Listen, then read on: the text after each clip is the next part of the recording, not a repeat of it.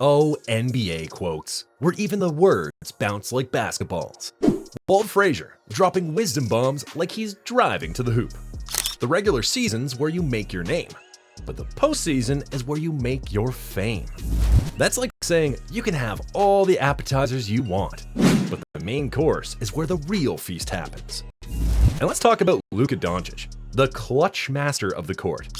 That guy could hit a three-pointer with his eyes closed and one hand tied behind his back. Seriously, from his rookie year, he's been making opponents sweat like they're in a sauna. Remember that shot against the Timberwolves? It was like poetry in motion, a symphony of swishes. And then, in 2020, he pulls off a deja vu moment against the Clippers. Talk about deja hoop. In a world of basketball where legends are born and highlight reels are made, Luka's carving his name with a golden basketball pen. So here's to more buzzer beaters, more jaw-dropping moments, and more quotes that make you want to slap your forehead and say, of course. The playoff run stats. It's like peeking into a treasure chest filled with golden nuggets of basketball brilliance. Luka, with his third and fourth quarter magic, shooting like he's got a hoop magnet in his hands. I mean, 50% shooting and 44% from downtown? That's smoother than butter on a hot biscuit. Plus, leading in assists and chilling in the top 5 for plus minuses? It's like he's playing NBA 2K on easy mode. And then there's Kyrie Irving, the fourth quarter maestro, the sultan of swish. Shooting lights out like he's got laser eyes. 45% from the field and a cool 50% from behind the arc. That's like playing basketball with a sniper rifle. Together, Luka and Kyrie are like a dynamic duo. A 1-2 punch that sends opponents scrambling for cover. With their late game heroics, they're rewriting the playbook on clutch performances. And let's talk about the Dallas Mavericks. They're stirring up more excitement than a caffeine-fueled fan at a playoff game. It's been a hot minute since they sniffed the NBA Finals, but now they're knocking on the door like they're delivering a pizza with extra cheese. And no, that shot from Luka tonight, it's not just a shot, it's a work of art. A masterpiece that'll be talked about for eons. And to top it off, Stephen A. Smith doubting Luka? That's like telling a lion he's not fierce enough. Luka's proving the doubters wrong, one game-winning shot at a time. Man. Luka went out and bust their living ass. He had 12 points in the first 2 minutes and 53 seconds of the game. Trying to figure out the logic behind some NBA decisions is like trying to solve a Rubik's Cube blindfolded. You got this guy putting up numbers that make statisticians blush. 34 points, 9 boards, and dishing out assists like he's Oprah giving away cars. And to top it off, leading his team to 50 wins in the Western Conference, which might as well be the Thunderdome of basketball. Yet somehow he's not first team All-NBA? Cue the confused head scratches. And don't even get me started on Stephen A. Smith's beef with Luka. It's like watching a soap opera unfold on ESPN. What's the deal with that? Is there some secret vendetta we don't know about? Game 3, you're absolutely right. You get over that, you throw that aside. But what's going to live with Luka? More so, or just as much as complaining about the refs, and again, he didn't do that the last 2 games, really. So again, he made amends. But you looked at him, it's like, you got to get in your bag this offseason. You got to get yourself in shape. You got to commit yourself to being conditioned. That is not something any athlete should ever want to have said about them. Luka drops 70 points. And instead of high fives and confetti, we get a face that looks like he just smelled something funky. I mean, come on, Stephen A. Give the guy some love. But hey, when other players drop 70, it's like he's auditioning for a role in their fan club.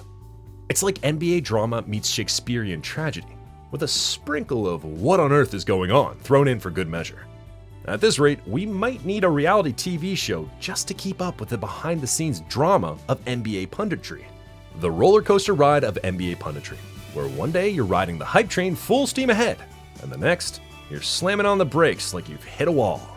Stephen A. Smith, leading the pack, was all aboard the Anthony Edwards Express, chugging along towards Minnesota's showdown with the Dallas Mavericks. But oh, how the mighty have fallen. The hype train screeches to a halt, leaving poor Stephen A. scratching his head faster than a DJ scratching records. But let's talk about the Mavericks playoff saga. It's like a Hollywood blockbuster with more twists than a pretzel factory. Nobody took them seriously as finals contenders, like they were the underdog in a room full of top dogs. Even in the first round against the Clippers, it was like flipping a coin to see who'd come out on top. And that Game 4 heartbreaker? Whew, it had fans reaching for the tissues and media members reaching for the panic button. But then, enter Luka Doncic, stage left, with a performance that's like watching a basketball Picasso at work. 32 points a game, dishing out dimes like a basketball Santa, and snatching rebounds like they're going out of style. And let's not forget that Dallas to Cancun sign. Talk about a marketing oopsie. It's like poking a sleeping bear with a stick and wondering why you're suddenly in a bear hug. Now they're facing off against the Oklahoma City Thunder, with SGA getting more MVP hype than a politician during election season. And what are the Mavericks? You guessed it, underdogs again. It's like David versus Goliath, if Goliath had a mean crossover and a killer jump shot.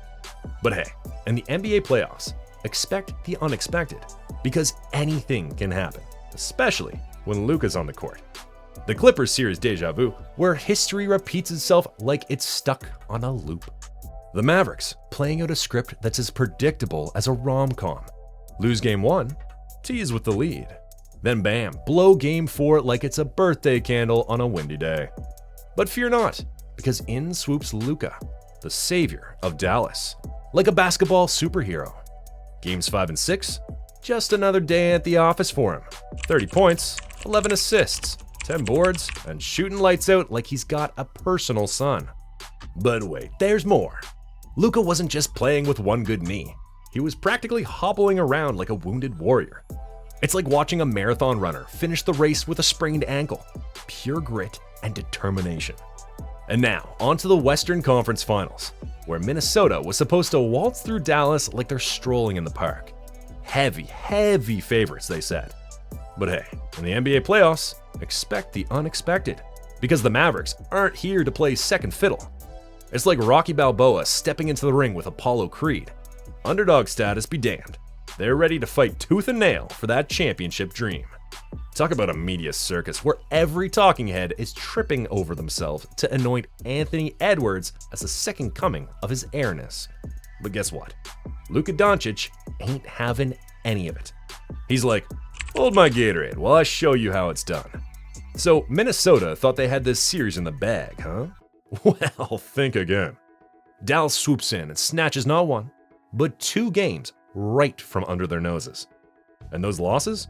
Ouch. They sting like a bee with a grudge. Leading in both games, only to fumble the ball in the 4th quarter like they're playing hot potato. Mentally, that's gotta feel like a gut punch, followed by a slap to the face.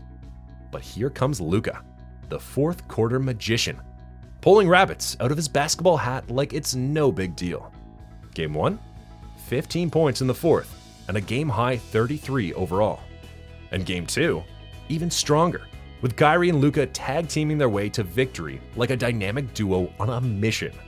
And no, let's talk about that iconic moment that's gonna live on in Luka lore. The game-winning jump shot over the 4-time Defensive Player of the Year.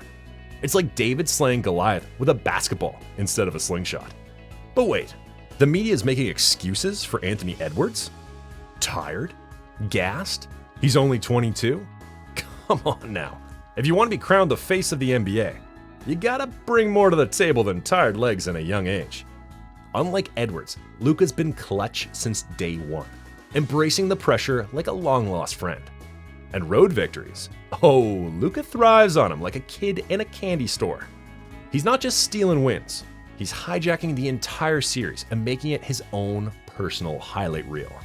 So sorry, talking heads, but the king of the NBA throne? That seat's reserved for Luka Doncic, and he's not giving it up without a fight.